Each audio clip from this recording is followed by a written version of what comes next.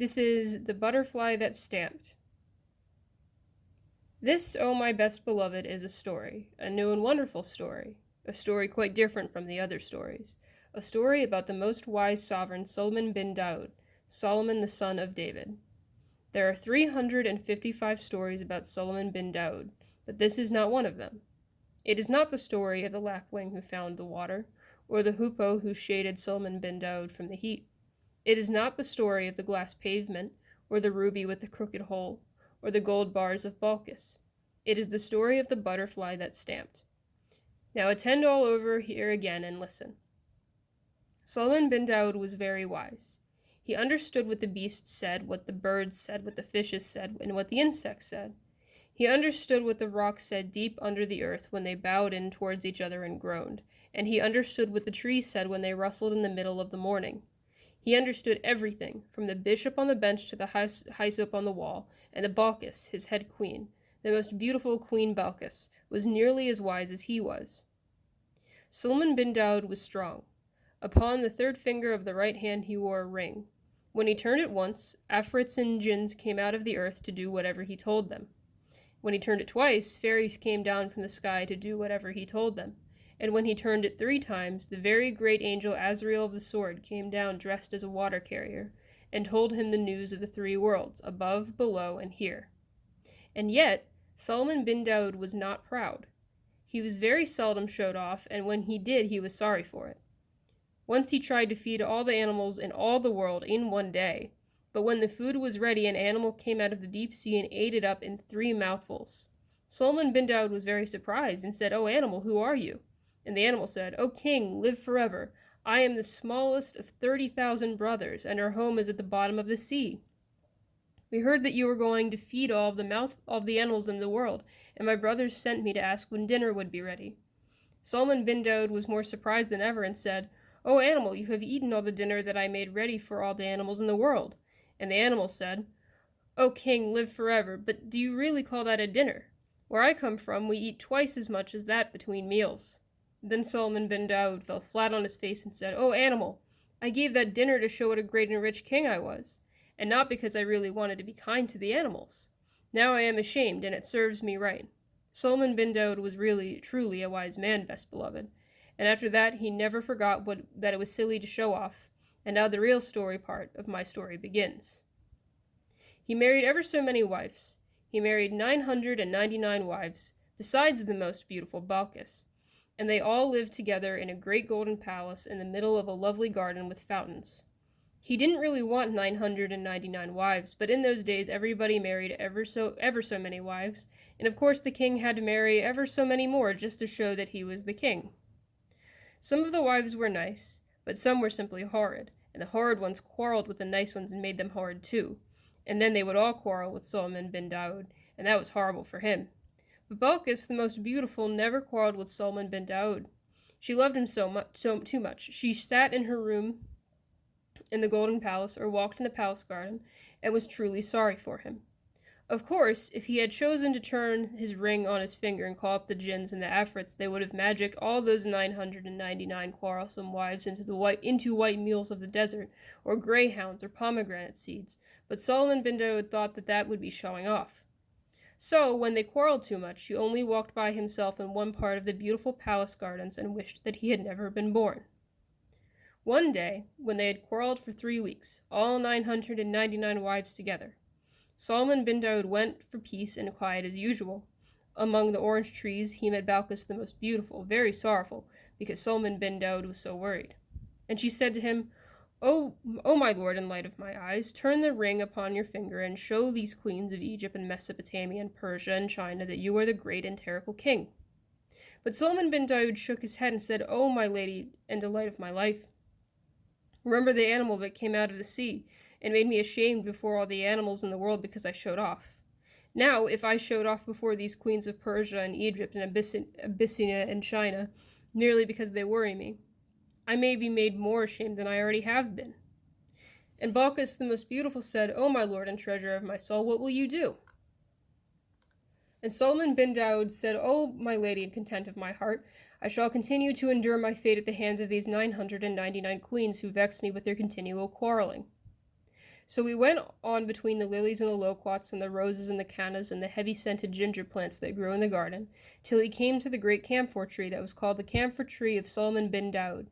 But Balkis hid in the tall irises and the spotted bamboos and the red lilies behind the camphor tree, so as to be near her own true love, Solomon bin Daud. Presently 2 butterflies flew under the tree, quarreling. Solomon bin Daud heard one say to the other, "I wonder at your presumption in talking like this with me. Don't you know that if I stamped with my foot all Solomon bin Daud's palace and this little garden here would immediately vanish in a clap of thunder?" Then Solomon bin Daud forgot his 999 bothersome wives and laughed till the camphor tree shook and the butterflies boast. And he held out his finger and said, "Little man, come here." The butterfly was dreadfully frightened, but he managed to fly upon the hand of Solomon bin Daud and clung there, fanning himself. Solomon bin Daud bent his hand and whispered very softly, "Little man, you know that all your stamping wouldn't bend one blade of glass. What made you tell that awful fib to your wife? For doubtless she is your wife." The butterfly looked at Solomon bin Daud and saw the most wise king's eyes twinkle like stars on a frosty night, and he picked up his courage with both wings, and he put one on his head, on one side, and said, "O king, live forever. She is my wife, and you know what wives are like." Solomon bin Daud smiled in his beard and said, "Yes, I know, little brother." "One must keep them in order somehow," said the butterfly, "and she has been quarreling with me all the morning. I said that to quiet her." And Solomon bin Daud said, "May it quiet her. Go back to your wife, little brother, and let me hear what you say."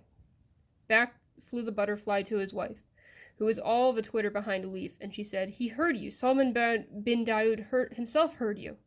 "Heard me?" said the butterfly. "Of course he did. I meant him to hear me." "And what did he say? Oh, what did he say?"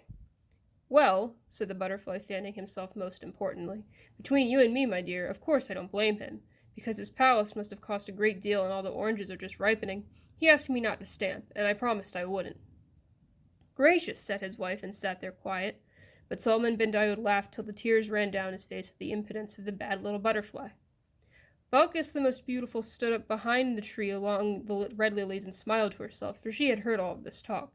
She thought, "If I am wise, I can yet save my lord from the persecutions of these quarrelsome queens," and she held out her finger and whispered softly to the butterfly's wife, "Little woman, come here."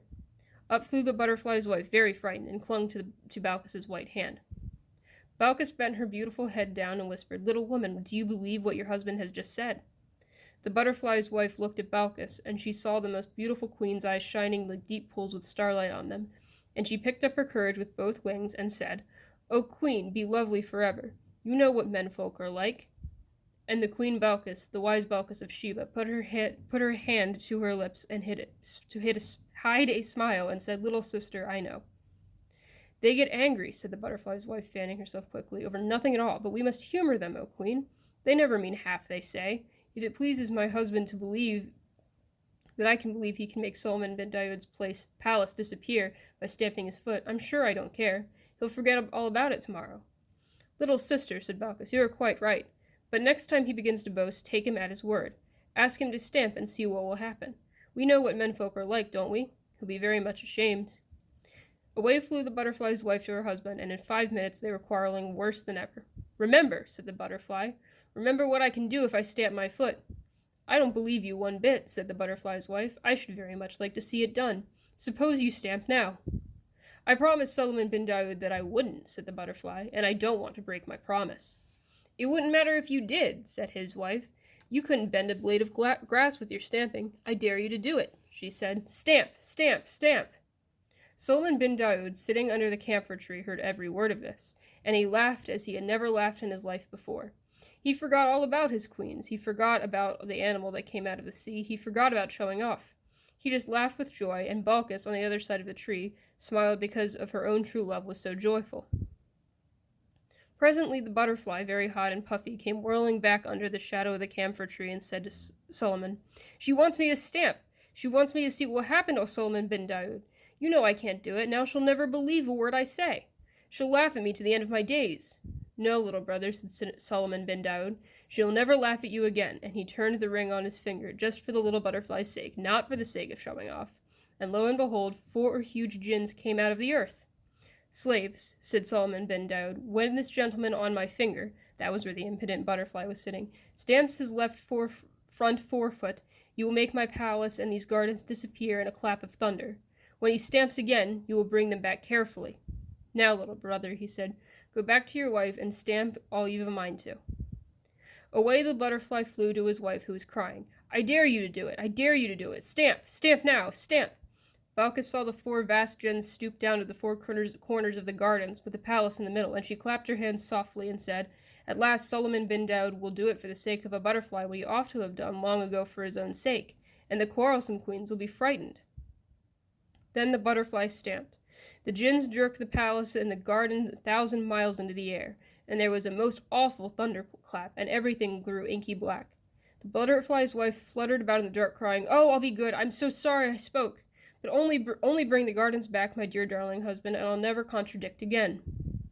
The butterfly was nearly as frightened as his wife, and Suleiman bin Daud laughed so much that it was several minutes before he found breath enough to whisper to the butterfly, Stamp again, little brother. Give me back my palace, most great magician. Yes, give him back his palace, said the butterfly's wife, still flying about in the dark like a moth. Give him back his palace, and don't let's have any more of this horrid magic. Well, my dear, said the butterfly as bravely as he could, you see what your nagging has led to. Of course it doesn't make any difference to me. I'm used to this kind of thing. But as a favor to you and to the Suleiman bin Daud, I don't mind putting things right. So he stamped once more, and in that instant the jinns let down the palace and the gardens without even a bump. The sun shone on the dark green-orange leaves, and the fountains played among the pink Egyptian lilies, and the birds went on singing, and the butterfly's wife lay on her side under the camphor tree, waggling her wings and panting, Oh, I'll be good! Oh, I'll be good! Suleiman bin Daud could hardly speak for laughing. He leaned back all weak and hiccoughly, and he shook his finger at the butterfly and said, Oh, great wizard! What is the sense of returning to me my palace, if at the same time you slay me with mirth?